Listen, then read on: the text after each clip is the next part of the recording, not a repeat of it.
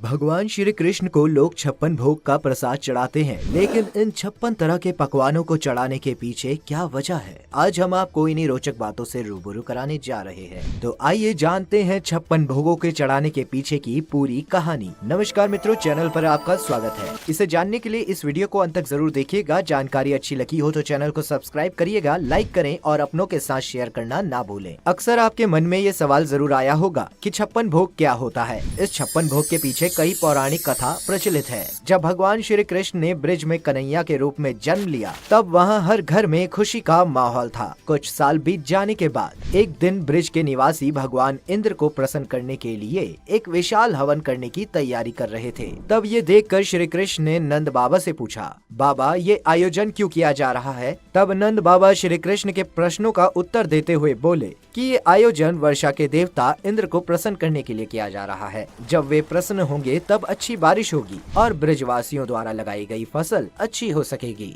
इंद्र के वर्षा के कारण ही हम सभी को अन्न और हमारी गाय बछड़ों के लिए घास चारा मिलता है। इतना सुनने के बाद कृष्ण जी तुरंत नंद बाबा से बोले, बाबा हमारी गायों बछड़ों को तो घास चारा गोवर्धन पर्वत से मिलता है, तो हमारे लिए वही पूजनीय होना चाहिए। हम सभी ब्रिजवासियों को गोवर्धन पर्वत की पूजा करनी चाहिए। इंद्रदेव तो इतने घमंडी हैं कि वो कभी किसी को दर्शन भी नहीं देते हैं। कृष्ण की बात मानकर सभी ब्रिजवासियों ने भगवान इंद्र के स्थान पर गोवर्धन पर्वत की पूजा करने की बात स्वीकार की और गोवर्धन पर्वत की पूजा की। ये देखकर इंद्रदेव को लगा कि ये उनका बहुत बड़ा अपमान है। इस पर क्रोधित होकर भगवान इंद्रदेव ने घंघोर वर्षा शुरू कर दी। उन्होंने पूरे ब्रज में भयंकर वर्षा की। ब्रज सहित आसपास के क्षेत्रों में बाढ़ आने लगी और लोगों के घरों में पानी घुसने लगा। हर तरफ पानी ही पानी नजर आने लगा। वर्षा को बाढ़ का रूप लेते देख सभी ब्रजवासी भगवान श्री कृष्ण को कोसने लगे। ब्रजवासियों को अफसोस होने लगा कि उनसे बहुत बड़ी गलती हो गई है। चारों तरफ अंधेरा दिखाई दे रहा था,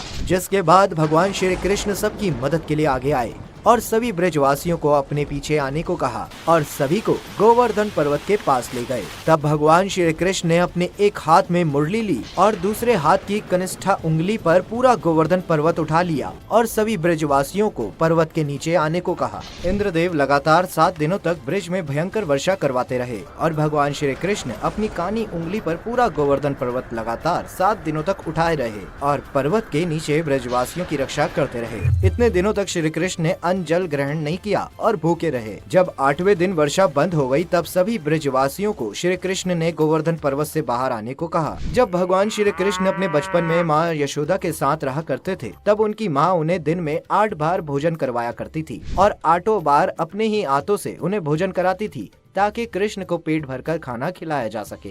दिन में 8 पहर भोजन करने वाले बाल कृष्ण लगातार 7 दिन तक भूखे रहे। माता यशोदा सहित सभी ब्रजवासियों ने 7 दिन और अष्टपहर के हिसाब से 7 गुना 8 यानी 56 व्यंजनों का भोग बाल गोपाल को लगाया। अगले 7 दिनों तक उन्हें दिन में 8 बार नए नए व्यंजन खिलाए गए। तब से आज तक 56 भोग की प्रथा चली आ रही है और लोग भगवान श्री कृष्ण को 56 व्यंजन बड़े प्रेम से चढ़ाते हैं। एक अन्य कथा के अनुसार ये भी कहा जाता है कि भगवान श्री कृष्ण गोलोक में राधिका जी के साथ एक दिव्य कमल पर विराजमान है। उस कमल की 3 परतें हैं। इसके अंतर्गत पहली परत में 8, दूसरी में 16 और तीसरी में 32 पंखुड़ियाँ होती हैं। इनमें से प्रत्येक पंखुड़ी में एक प्रमुख सखी और केंद्र में भगवान है। इस तरह पंखुड़ियों की कुल संख्या 56 है। यहाँ संख्या 56 का यही अर्थ है, अर्थात 56 भोग से भगवान श्री कृष्ण अपनी सखियों संग तृप्त होते हैं। श्रीमद् भागवत महापुराण के अनुसार एक बार कृष्ण के प्रेम में डूबी गोपियाओं ने ब्रह्म मुहूर्त में लगातार 1 माह तक प्रतिदिन यमुना नदी में स्नान किया, क्योंकि ये सभी कृष्ण को वर के रूप में पाना चाहती थी। स्नान के बाद सभी गोपियों ने माँ कल्याणी की पूजा अर्चना की ताकि उनकी ये मनोकामना पूर्ण हो। व्रत समाप्ति और मनोकामना पूर्ण होने के उपलक्ष्य में ही उदापन स्वरूप गोपियों ने 56 भोग भगवान श्री कृष्ण को भेंट किए। जन श्रुति के अनुसार जब श्री कृष्ण की बारात लेकर श्री राधा रानी को ब्याहने बरसाना गए थे, तो उनकी बारात के स्वागत सत्कार के लिए श्री वृषभान जी की ओर से 56 भोग लगाए गए थे। इस विवाह समारोह में शामिल होने वाले नंद बाबा, यशोदा माता और बलराम, रेवती सहित मेहमानों की संख्या भी 56 ही थी। श्री कृष्ण को 56 भोग समर्पित करने वाले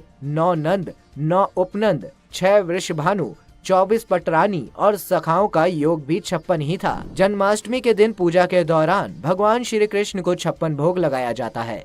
इस दिन कृष्ण के भक्त पूरा दिन कृष्ण का नाम जपते हुए व्यतीत करते हैं। भगवान को चढ़ाए जाने वाले 56 भोग में 16 तरह के नमकीन, 20 तरह की मिठाइयाँ और 20 तरह के मेवे चढ़ाए जाते हैं। इनमें मक्खन, खीर, दूध, चावल, बेसन से बने पकवान शामिल रहते हैं। 56 भोग चढ़ाने का भी एक नियम होता है। सबसे पहले भगवान पर दूध चढ़ाया जाता है, फिर बेसन से बने पकवान या नमकीन दिए जाते हैं। उसके बाद सबसे आखिरी में मिठाई चढ़ाई जाती है। 56 भोग में कड़वा, तीखा, कसैला, खट्टा, नमकीन और मीठा, ये 6 रस के स्वाद होते हैं। इन 6 रसों के मेल से अधिकतम 56 तरह के खाने योग्य व्यंजन बनाए जा सकते हैं। इसीलिए 56 भोग का मतलब है वो सभी तरह का भोजन जो हम भगवान को अर्पित कर सकते हैं। ये विशेष रूप से जन्माष्टमी पर भगवान कृष्ण को चढ़ाए जाने वाला 56 भोग पहले भगवान को भोग लगाया जाता है और बाद में इसे भक्तों में प्रसाद के रूप में बांट दिया जाता है। धार्मिक मान्यता है कि 56 भोग से भगवान श्री कृष्ण प्रसन्न होते हैं और भक्तों की सभी मनोकामनाएं पूरी होती है। तो मित्रों, आज के लिए इतना ही।